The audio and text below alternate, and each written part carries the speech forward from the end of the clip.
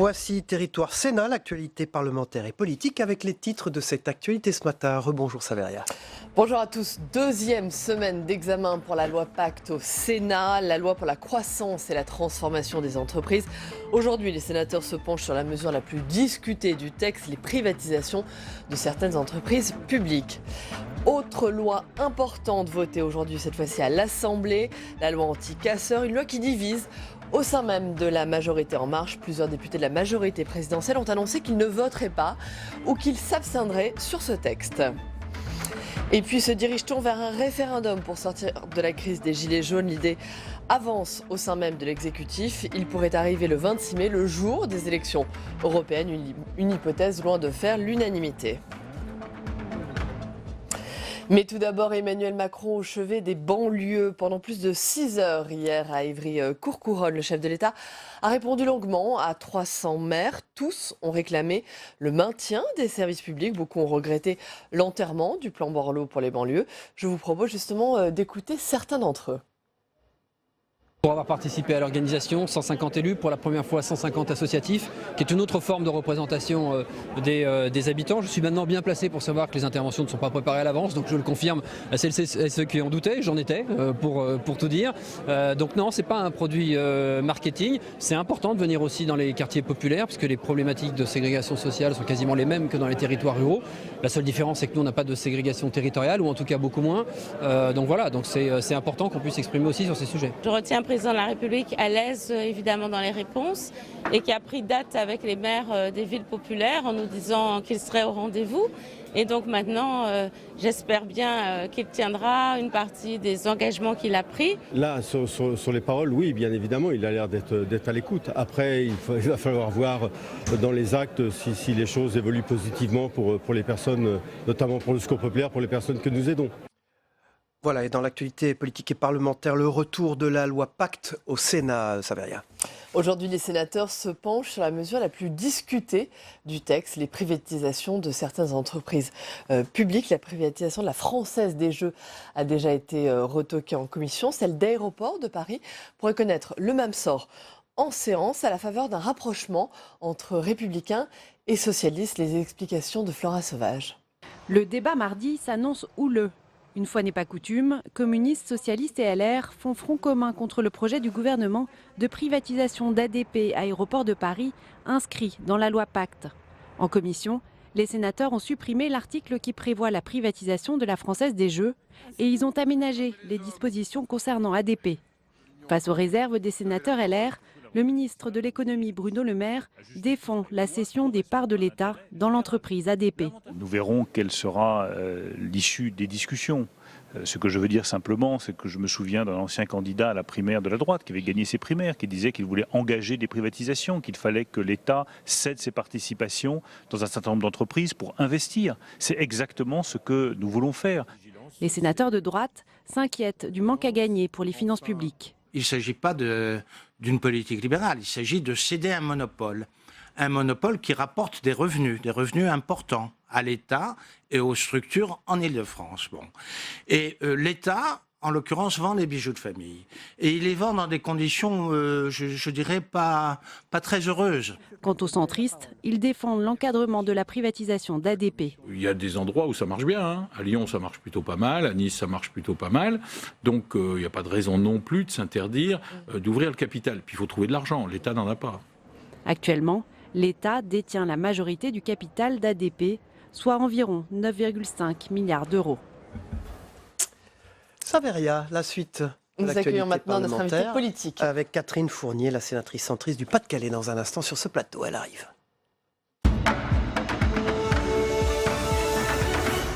Bonjour Catherine Fournier, vous êtes sénatrice centriste du Pas-de-Calais et vous vous installez sur ce plateau. Merci d'être avec nous ce matin. Merci. Répondre présent à l'invitation du face-à-face de Saveria. Merci. Bonjour Catherine Fournier, vous êtes sénatrice centriste, Cyril l'a dit, du Pas-de-Calais, mais vous êtes également présidente de la commission spéciale sur la loi Pacte, le grand texte qui est examiné en ce moment par les sénateurs. Tout d'abord, quel est votre regard sur ce texte qui, je le rappelle, prévoit de faciliter la croissance et la transformation des entreprises et notamment des PME? Mais je pense que ce texte était attendu par les entreprises, par tout le secteur économique. On le dit toujours, en France c'est complexe, il faut absolument simplifier. Donc je pense que le Sénat et la commission que je préside ont eu à cœur effectivement d'accueillir ce texte avec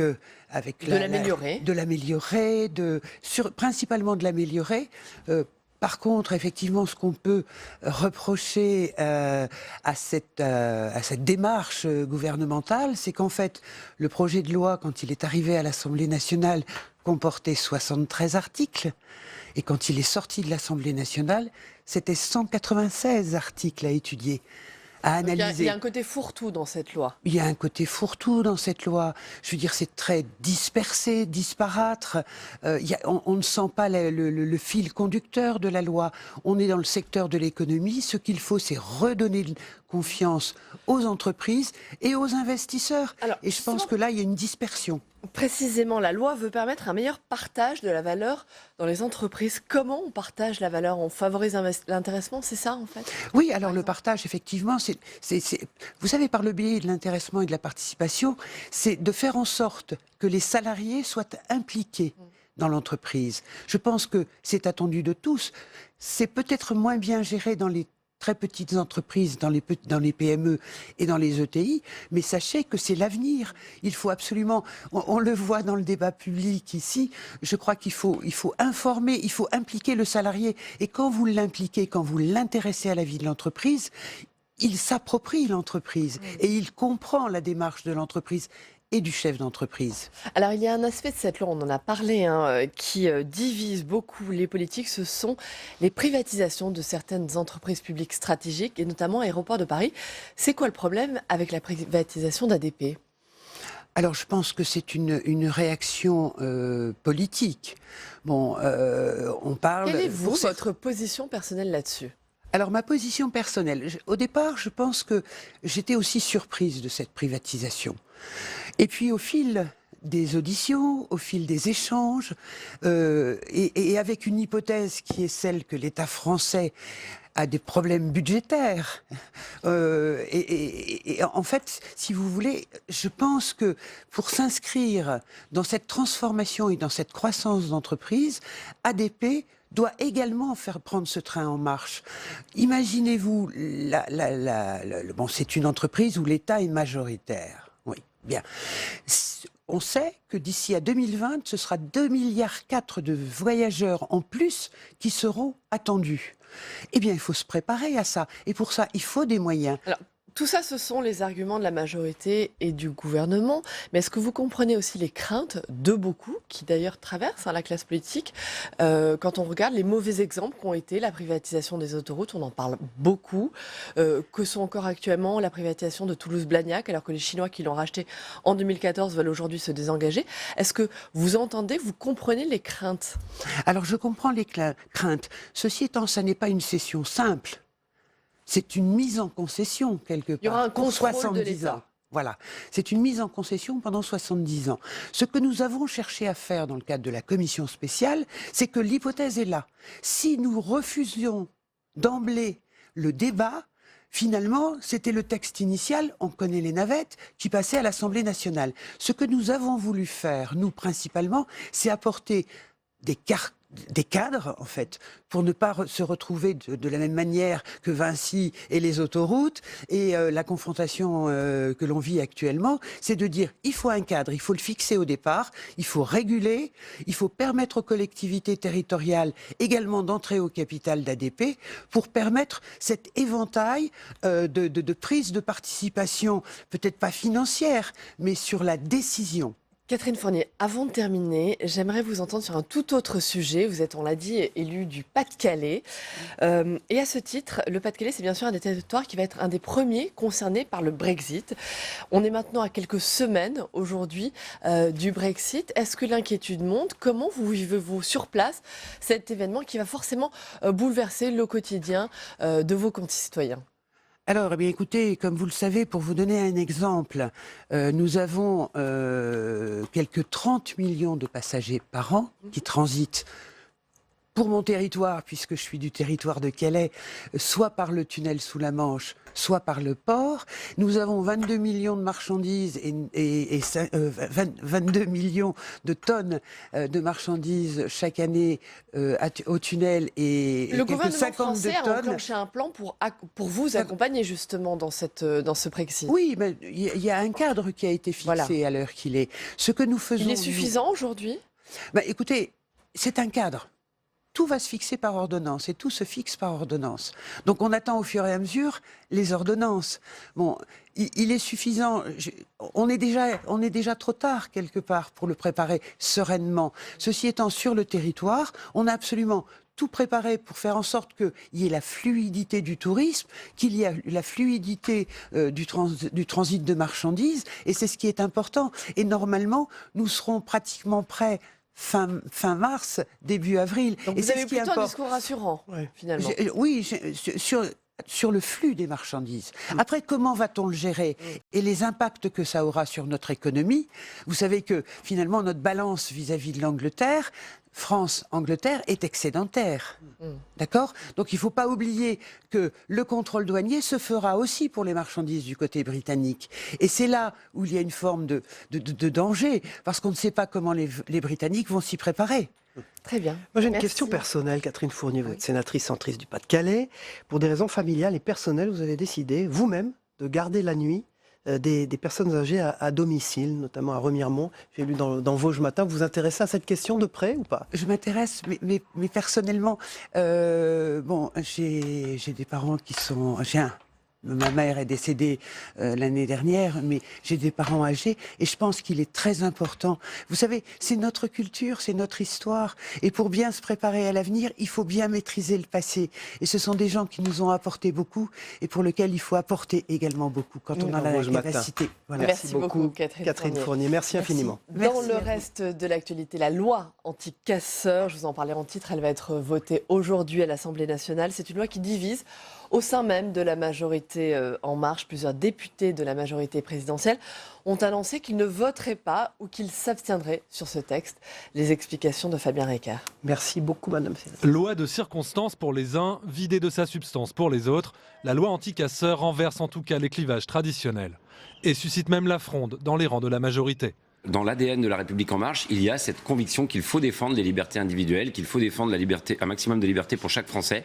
Et donc non, je ne voterai pas cette loi en l'état. Comme Aurélien Taché, ils sont une vingtaine de députés En Marche à s'opposer à l'article 2, qui prévoit qu'un préfet, plutôt qu'un juge, pourra interdire à certains de manifester.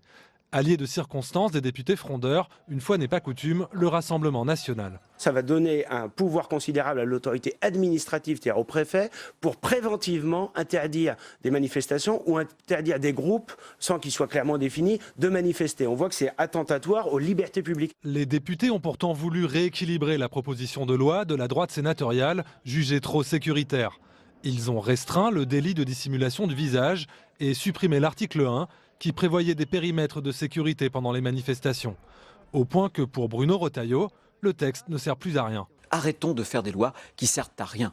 Moi, je n'ai pas du tout envie qu'une loi porte mon nom si elle est inutile. On fait des lois pour être utiles aux Français. Vote solennel à l'Assemblée sur un texte qui divise donc autant au sein de la majorité que dans les rangs de l'opposition.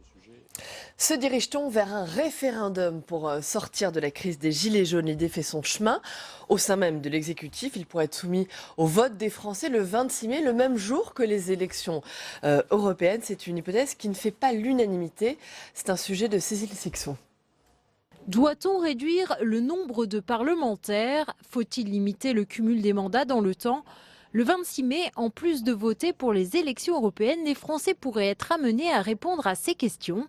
Organiser un référendum au même moment que les européennes, l'hypothèse ne convainc pas jusque dans les rangs du gouvernement. L'enjeu européen est suffisamment fort pour en faire un enjeu européen. Le référendum, c'est autre chose, c'est un enjeu national. Je ne pense pas qu'il faille mélanger les deux, c'est mon avis personnel. Même réserve pour Yannick Jadot, proposer les deux scrutins le même jour se ferait au détriment de l'élection européenne. Voler cette élection européenne pour faire de la politique politicienne nationale, je trouve ça incroyablement dangereux. On a l'impression que finalement, Emmanuel Macron, comme trop de dirigeants européens, est en train de déserter le combat européen. L'opposition dénonce quant à elle une opération de communication de la part d'Emmanuel Macron. Tout ça, c'est totalement bidon. Il va recycler, encore une fois, sa modification constitutionnelle par l'intermédiaire de ce référendum. Donc il va demander aux Français si les Français sont d'accord avec ce qu'il avait déjà proposé. Emmanuel Macron essaye de se refaire comme un joueur au poker en posant une question à laquelle il ne sera pas possible de répondre non. Et il essaye en réalité non pas de faire un référendum mais un plébiscite. Le référendum devrait être au menu des rencontres organisées cette semaine entre Emmanuel Macron et les chefs de groupes politiques des assemblées. Maintenant, une séquence éclairage. On passe à l'œil 2 dans un instant. À tout de suite.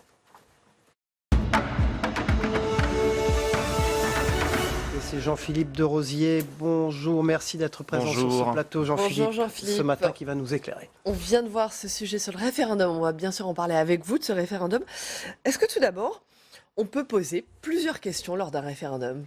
Oui, c'est tout à fait possible et ça s'est même déjà fait. Alors jamais sous la Ve République, mais le 21 octobre 1945, à l'issue de la Seconde Guerre mondiale, au moment où il s'agissait de tourner la page de la Troisième République, 2 questions ont été posées aux Français.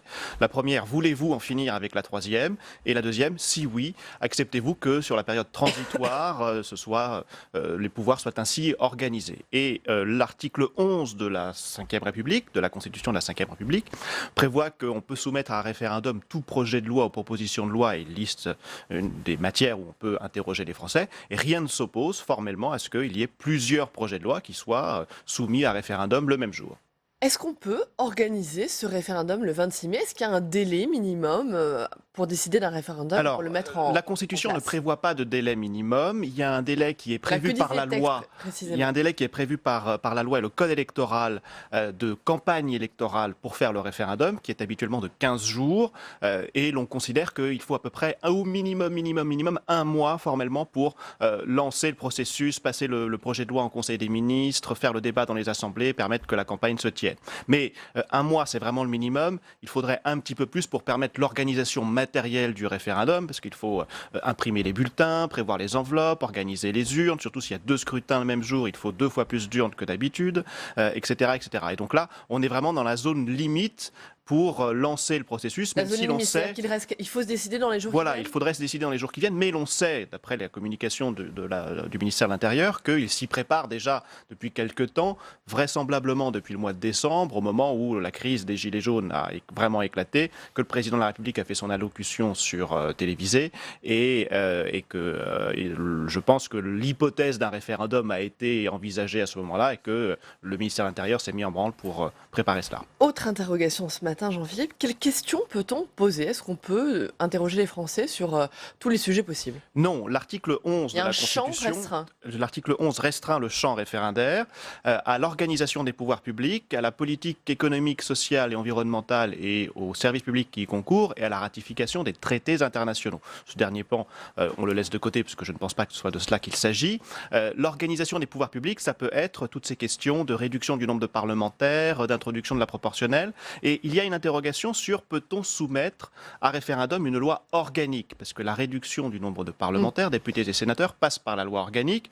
Et la réponse est vraisemblablement oui, parce que c'est l'organisation des pouvoirs publics, même si va se poser l'autre question du contrôle du Conseil constitutionnel, qui ne contrôle pas la loi référendaire une fois qu'elle est adoptée par le peuple, alors qu'il doit contrôler la loi organique. Et il pourrait le faire avant que le peuple ne se prononce. Est-ce que la question d'un rétablissement de l'impôt de solidarité sur la fortune pourrait être posée, entre dans ce champ référendaire? Alors ça, précisément non, parce que c'est de la matière fiscale.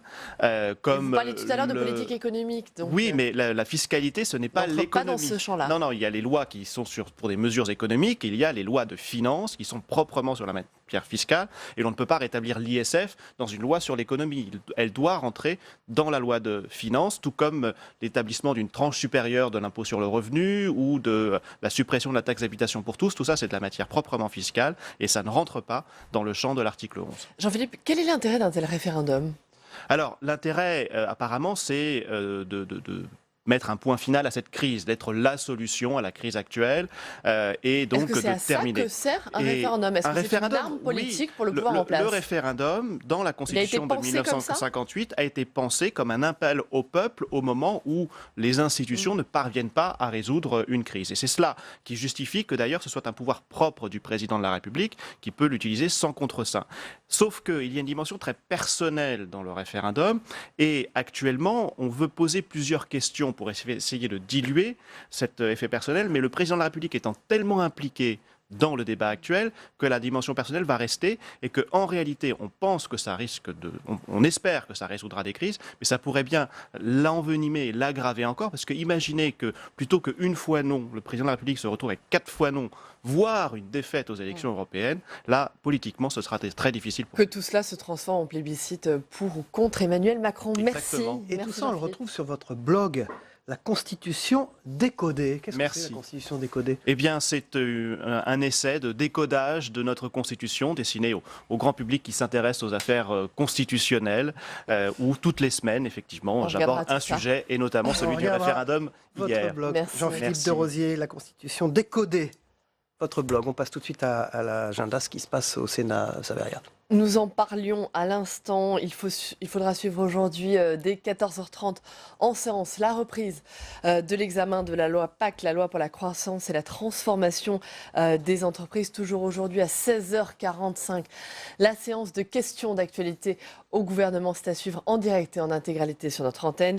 Et puis demain, autre temps fort, une audition importante demain à 16h, audition devant la Commission du développement durable de Valérie Pécresse, la présidente de la région Île-de-France, audition sur le Grand Paris et le projet de loi d'orientation des mobilités. Voilà, il est temps de passer à la revue de presse, les revues de une de la presse quotidienne régionale dans un instant. On commence Saveria avec l'Alsace, 2 départements qui se disent oui, ça y est. Les 2 départements d'Alsace se sont prononcés en faveur de leur fusion. Les élus du Haut-Rhin et du Bas-Rhin on dit clairement oui pour la création de la communauté européenne d'Alsace au sein de la région Grand Est. C'est une étape vers la fusion des 2 entités d'ici janvier 2021. La collectivité européenne d'Alsace, elle verra donc bien le jour avec des compétences élargie. Malgré ce statut de super département, l'Alsace reste dans la région Grand Est. Surtout, pensez à la demander, c'est la prime d'activité à la une du courrier Picard ce matin. La nouvelle prime d'activité arrive aujourd'hui. Le nombre de bénéficiaires a atteint 3,5 millions de foyers, soit 700 000 bénéficiaires de plus depuis l'annonce de sa hausse. Pour tenter de résoudre la crise des Gilets jaunes, c'est ce qu'a indiqué hier le Premier ministre Édouard Philippe en déplacement à Beauvais. Attention, le versement de cette prime d'activité n'est pas automatique. Les personnes éligibles doivent en faire la demande aux caisses d'allocation familiale. Le gouvernement a d'ailleurs lancé une campagne pour inciter les Français à demander cette prime. Elle concerne l'ensemble des actifs salariés, mais aussi les agriculteurs, les fonctionnaires et les indépendants. C'est ce qu'a rappelé justement hier donc à Beauvais Édouard Philippe. Voilà, le zéro chômage n'est pas une utopie. Tiens, et c'est à la une de Ouest France ce matin. Les territoires zéro chômeur de longue durée, ça marche. Testé depuis 2016, ce dispositif a prouvé son efficacité. Une loi votée cette année devrait même étendre le champ d'expérimentation. C'est un reportage en Ille-et-Vilaine où 10 territoires ont relevé ce défi, une formule gagnante qui fonctionne grâce aux initiatives locales. Voilà, le JSL, c'est le groupe EBRA, c'est le journal de Saône-et-Loire. Ce sont des classes à sauver ce matin, à sa une. Ça se passe dans le Chalonnais. Ils se battent pour sauver leur classe. Les premiers contours de la carte scolaire se dessinent avec de bonnes et de mauvaises surprises. Reportage à Lèves, où les parents se mobilisent justement pour garder l'école ouverte. Voilà, la téléconsultation, un mal pour un bien, à la une de la Voix du Nord, avec un point d'interrogation d'ailleurs. Médecine commerciale ou outil contre les déserts médicaux. Dans les Hauts-de-France, un espace numérique de télémédecine est en cours de mise en place. C'est un vrai boost pour les régions avec des zones sous-médicalisées, des médecins qui ne veulent plus d'un exercice isolé, explique le docteur Claude Gady-Cherrier, qui est la directrice régionale du service médical de l'assurance maladie. Problème, certaines plateformes sur le web contournent souvent les critères fixés par l'assurance maladie au détriment du parcours de soins. Merci beaucoup Savaria, au revoir et à bientôt, à demain. Merci pour la troisième partie de cette émission. Bonne journée à tous. La météo des territoires dans un instant, le temps qu'il fait en France, vous allez voir, le soleil revient, mais également dans les territoires français d'Amérique du Pacifique, des Caraïbes et de l'océan Indien, une particularité sur le canal 13. Puis, collé derrière le Zap Matin de Christophe Combarieux avec ce qui s'est passé dans les autres matinales d'infos ce matin chez nos confrères. Et je vous retrouve après, à tout de suite. La météo vous est présentée par l'Assemblée des départements de France.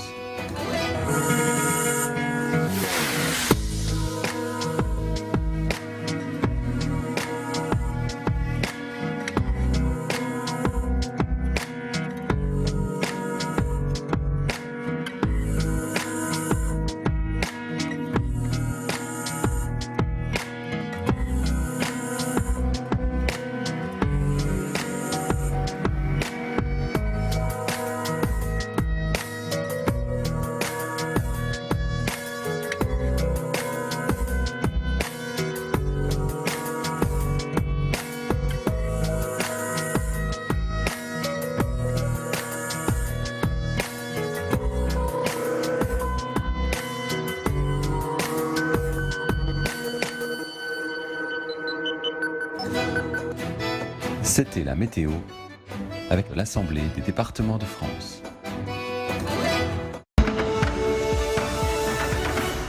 Le président Macron visite cette association d'Evry qui travaille sur la citoyenneté. Et pendant ce temps-là, les parents apprennent le français. Oui, c'est ça. Il a besoin d'un référendum pour comprendre que la France va mal. Ça fait 2 mois. Excusez-moi, à un moment donné, je sais pas, allume la télé, Manu, parce que tu verras que la France va mal. Ou rends-toi dans les foyers, tu verras que la France va mal. Excusez-moi, je le tutoie, il m'a tiré dessus, on a un lien particulier aujourd'hui. La fabrique du terrain, elle se fait dans ces endroits. Oui, mais c'est là qu'on fait société. C'est là qu'on fait nation. Et c'est souvent ce que je dis, c'est qu'on a tous et toutes une place à avoir. Je vais offrir un ouvrage à Monsieur le Président de la République qui vient de sortir et qui s'appelle Les Abandonnés. Donc je vous l'offre. Ce livre, travail d'enquête journalistique, dit rapidement 2 choses. La première, la République française a une dette vis-à-vis des quartiers populaires. Nous ne demandons pas charité mais justice. C'est ce qu'est venu dire le président de la République hier. On a eu pendant trop longtemps une vision un peu misérabiliste de ces quartiers-là. Je crois que le président a eu raison de rappeler que dans le 93, il y a aussi le plus d'entrepreneurs que partout ailleurs en France. C'est le département le plus jeune. Je n'ai jamais abordé le sujet des quartiers, le sujet de la politique de la ville, qui est d'ailleurs un concept qui est ambivalent parce qu'il donne le sentiment qu'on est enfermé. Je ne l'ai jamais abordé comme une logique de différenciation qui enfermerait ou capturerait. On a besoin d'avoir des dispositifs parfois un peu plus volontaristes, simplement parce que c'est ce qu'on doit à ces territoires et aux personnes. Nous en avons assez des bus saturés, assez de la malvie au quotidien pour les étudiants, les employés, les salariés et toutes celles et ceux qui viennent chez nous. Le grand débat national, il concerne l'ensemble de la nation française, de toutes celles et ceux qui portent ces engagements. Et moi, je considère que ce qu'on doit ensemble sortir de ce moment républicain, ce sont des changements de méthode profonds, mais pas méthode au sens technique du terme. C'est-à-dire, et pas simplement avec les villes, un nouveau contrat, c'est-à-dire une nouvelle capacité à penser nos manières de décider, nos manières justement de faire société. Je vous ai écrit, Monsieur le Président, il y a plus de 15 jours, pas de réponse, même pas un accusé de réception. D'ailleurs, j'ai amené une copie de la lettre, je vais vous la remettre, parce que comme ça on va faire du circuit court. Voilà, demain, c'est une ministre, Agnès Pannier-Runacher, secrétaire d'État à l'économie, qui sera notre invitée politique dans Territoire d'Info. Je vous souhaite une bonne journée. On se retrouve demain et merci de votre fidélité. Au revoir.